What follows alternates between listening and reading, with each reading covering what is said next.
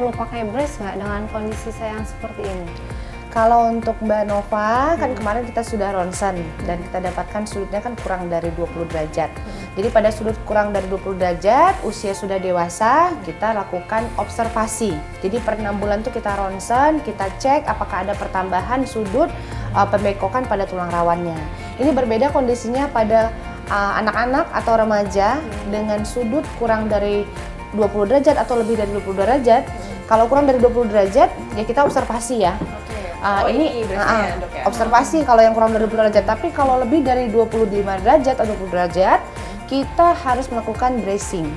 Bracing ini tujuannya untuk mempertahankan dan memaintain balance. Jadi supaya tidak ada pertambahan sudut.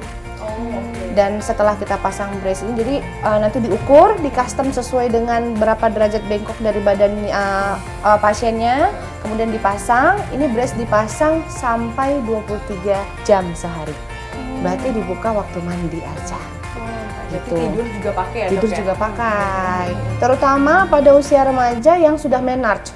Itu 2 tahun itu Bang betul-betul harus 23 jam. Karena pemakaian brace sebenarnya 16 sampai 23 jam. Tujuannya memang untuk mempertahankan supaya nggak naik lagi nih bengkoknya. Jadi supaya maintain dengan brace. Jadi kapan kita buka ini? Kita buka kalau memang sudah tidak ada progresivitas. Jadi dalam arti kata tulangnya sudah matur. Jadi tulang si remaja ini sudah matur, tidak ada pertambahan lagi untuk ini pembengkokannya, boleh kita buka.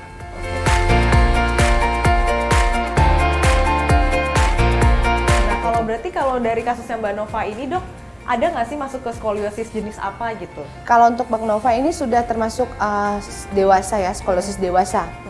Jadi sebenarnya kita di rumah itu bisa ngecek loh, kita bisa lebih aware, lebih tahu. Nah ya gitu. caranya gimana sih, dok? Karena kan mungkin kadang kita kalau ngaca kayaknya normal-normal aja gitu. Gimana cara kita bisa tahu gitu? Kalau untuk skoliosis itu, sorry ya Mbak Nova ya, kita ceknya mungkin posisinya pasien atau hostnya itu hadap ke depan, ke cermin.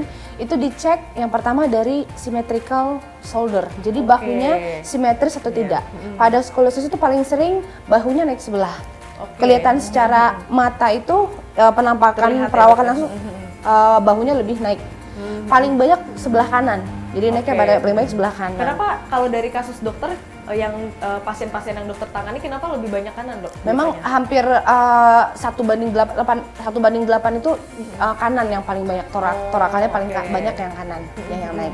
Kemudian nanti dilihat skapula. Jadi kan ada tulang skapula itu mungkin sebenarnya periksanya dengan kondisi terbuka, cuman ini kita ya. Jadi ada tulang skapula atau tulang ini yang menonjol. Pada skoliosis itu jadi akan lebih menonjol. Jadi bisa dilihat ini lebih menonjol pada bagian prominent. Jadi skapulanya lebih prominent. Turun ke bawah lagi ini ada bagian ribs atau tulang iga ya.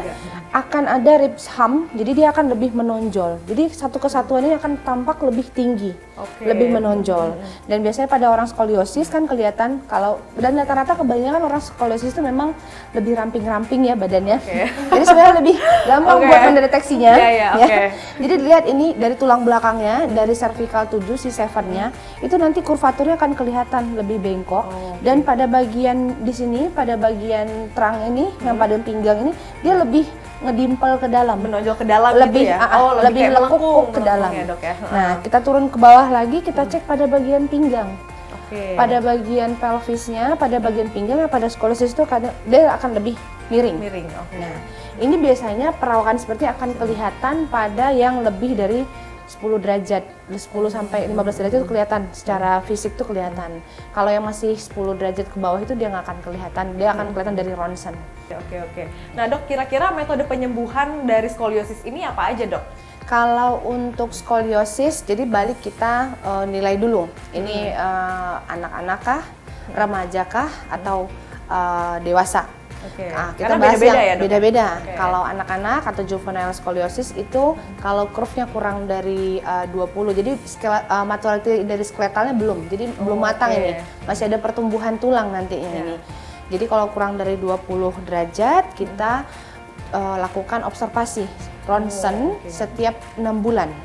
Jadi kita harus lihat progresivitasnya, ada peningkatan nggak ya, pembengkokannya bertambah atau tidak. Ini pada yang skeletal yang belum matur. Tapi kalau sudah matur seperti Mbak Nova ya, itu kita cukup observasi aja per tahun, kita cek ronsen apakah ada pertambahan atau tidak.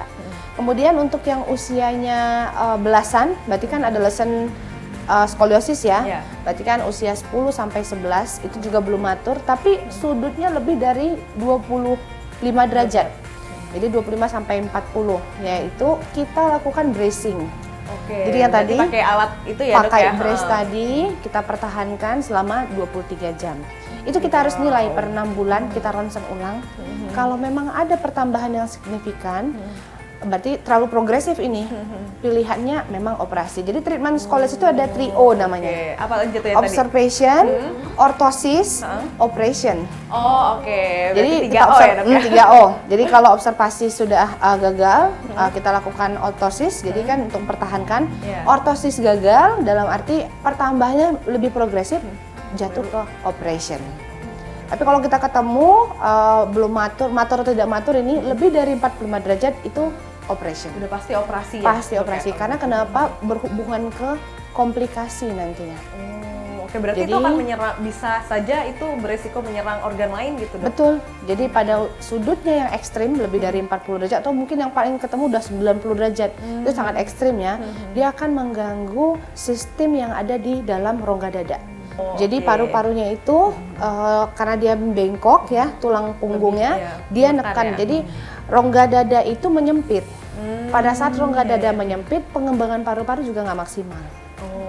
Jadi nafasnya juga nggak maksimal ya, Dok, ya? Betul, sama juga mengganggu jantung ini, karena kan di dada itu, rongga dada itu ada jantung. Jadi paling sering memang oksigennya jadi berkurang, karena pengembangan parunya tidak maksimal. Itu. Kalau jenis terapi yang harus dilakukan oleh Mbak Nova salah satunya ini apa sih, Dok? Kalau untuk Mbak Nova, berarti kan kita observasi, observation treatment. Jadi kita bisa lakukan dengan fisioterapi, dengan bantuan nanti dokter health medik dan fisioterapis, kemudian bisa melakukan exercise khusus skoliosis di rumah ya.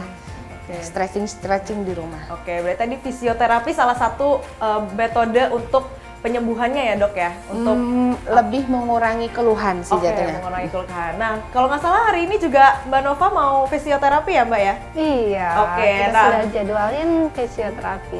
Berarti pemirsa, ini kita juga penasaran bagaimana nanti fisioterapi prosesnya seperti apa. Jangan kemana-mana, tetap di Hidup Sehat.